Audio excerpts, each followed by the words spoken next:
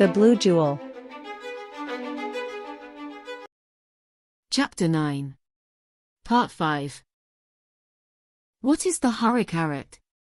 It is an old orc tradition. When a group of orcs is outnumbered and the defeat is clear, the two best warriors stay to cover the rest of the group in their retreat.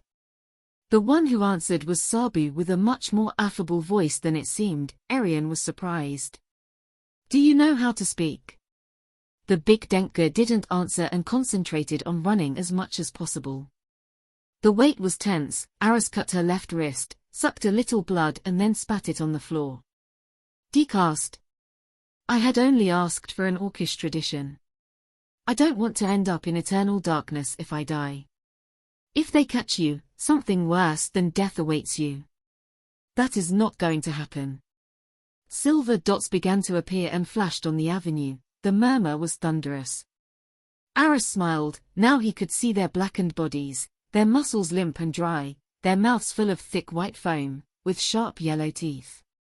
Gosberg began to throw daggers with his deadly aim. The victim when receiving the blow disappeared, leaving a cloud of ashes that covered the atmosphere of the avenue. The damned advanced steadily despite the rain of daggers. They were like a tide flooding the avenue. They climbed the walls of the buildings, watching them with those cold eyes. They reached the line marked by Aris, who began to attack them quickly. Soon a cloud of ash was covered around them. It was impossible. The tide was getting more and more intense. Containing them was impossible. Aris and the Dinka joined their backs. We must withdraw. Aris shouted while dodging the attacks of the damned ones who tried to grab him. I don't know how. They have blocked our way. We are totally surrounded. Aris swallowed hard. It was true. The avenue that led to the port was overflowing with the damned. They were sentenced again. He watched the edge of his new sword. It would never be one of them. He felt something strange happening in Gosberg. He felt a heat that was not normal. The Denka for the first time in a long time had run out of daggers. He had the emergency knife left. But the damned ones didn't attack. They just kept their distance, watching them with their silver eyes. Shouldn't they go after us? Gosberg did not answer. His eyes began to glow blue, but Aris being behind him could not see him. That was what contained the condemned, the fear of that blue color. The silence was total. They noticed a new murmur, someone who was advancing along the avenue of the temple. The damned moved away as he passed. After a minute he reached the circle. Before them a cursed man appeared, but he was different from the others. He was much taller than the others. His musculature was better preserved than those of the others. His eyes had red irises without pupils. A silver 5-point crown and a red gem in the middle stood out above all things. Who is it? The king of the damned. The elven king of Erebanii, who vanquished the demons of the black abyss. Now he is doomed for all eternity.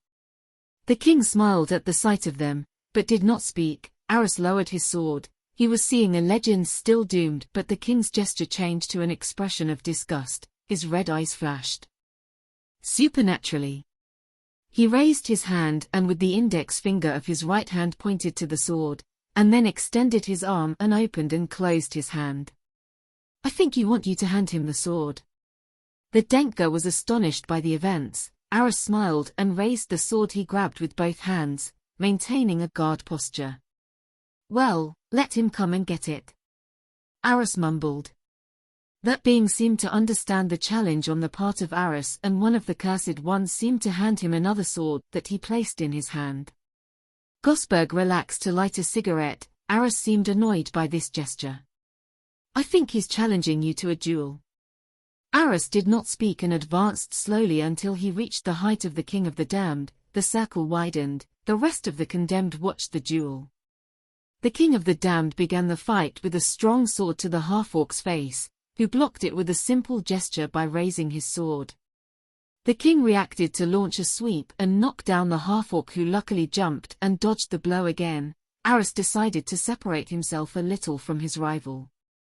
Aris began to breathe slowly. Nerves were useless. He had to keep a cool head, have a calm pulse, raise the sword with temperance and then observe the opponent and lower the sword. You are crazy! Gosberg shouted.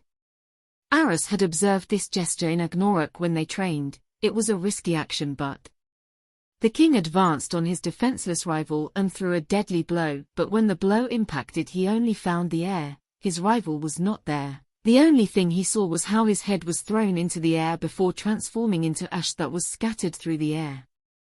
The damned stood motionless as if they saw an illusion. Aris stood for a moment looking at his silver eyes. It was a look of surprise and terror. Aris, let's go before they recover from the fright. The Denka pushed the half-orc in the shoulder and they began to run, pushing the cursed paralyzed and leaving that circle of damned. Agnorok was at the beginning of the port. The rest had embarked half an hour ago. The captain was nervous. He wanted to leave now. But he didn't because the orcs put a blade on his neck. Hopes were dwindling. Kush was now in charge. We must set sail. Agnorok is back. The half-orc stood still, not wanting to board. Captain, let's set sail now. Agnorok. Big-headed. The sailors began to cast off, Agnorok leaping onto the deck of the ship. Here they come. Kritos shouted as he loaded his crossbow. Agnorok picked up a bow just like the orcs. Kush began to search through his pockets, took out some ingredients and began to knead them while reciting nonsensical words. Gosberg ran faster than Aris. Little by little cursed men who seemed to have recovered from the loss of their king arrived and advanced like a tide. The couple was covered by a rain of arrows. The Denka came to the ship with a great leap and without losing his breath he took a bow and began to shoot. The ship was moving away while the dock was filled with cursed people. Agnorok protected the position, but it was impossible. These beings advanced with great speed to Aris. Agnorok climbed to the stern of the ship and began to shoot faster. The Kendali administered the arrows just like Gosberg, until Sabu threw the anchor like a hammer that finished off a large group of damned people, that caused a moment of relief for Aris to gain a small distance and began to run again towards the boat. Set aside, everyone! The magician screamed as he had never done before. He was strange, very swollen, his cheeks were totally red, he was about to explode. Everyone moved away. The magician let loose a fart of meaningless phrases until he was totally hoarse. He opened his mouth until his jaw was almost dislodged and a large ball of fire came out that rose in the sky illuminating the cursed city. The fire was transformed into a dragon that rose in the sky to plummet on the pier and explode, while Aris jumped and grabbed Agnorok's hand and the ship sped out of the dock. The fall of Aris was not good. It broke part of the deck. The fireball had set fire to the sails of the mast closest to the stern. And the sailors applied themselves to putting out the fire.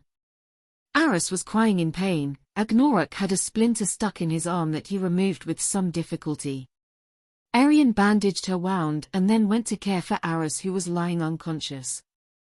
Kush stood up utterly exhausted and watched Gosberg as he watched the fire spread over the cursed city. Was it a lie? Everything we have been told about the curse was a lie. Gosberg lit a cigarette. As always he took a puff and the smoke that came out of his mouth played around him. He smiled and seemed to be in a good mood. The wall of the white robes was never necessary. It is a vile deception on the part of some greedy mags. With the Stufos as slaves, they can use them to leave the city, but they don't. The damned are condemned to watch only one thing. The mage turned and watched Arian, who was working with the help of the Kendali to heal the wounded. The duel. Gosberg sat down and closed his eyes to rest. The magician stared at the fire. Tripulia was a farce from the beginning. What's the point of all this? He was the only one who was awake with Agnorok, who despite the wounds was cleaning his sword. He had observed just before Kush launched the fire dragon how the Denka had faintly shone his eyes with that blue color. Agnorok got up and went to the magician, with whom he hugged each other, congratulating themselves on having managed to get out alive. Then they stood watching the fire as they walked away. The half-orc muttered something as he spat into the sea, a mixture of blood, ash, and saliva. The gods play with us.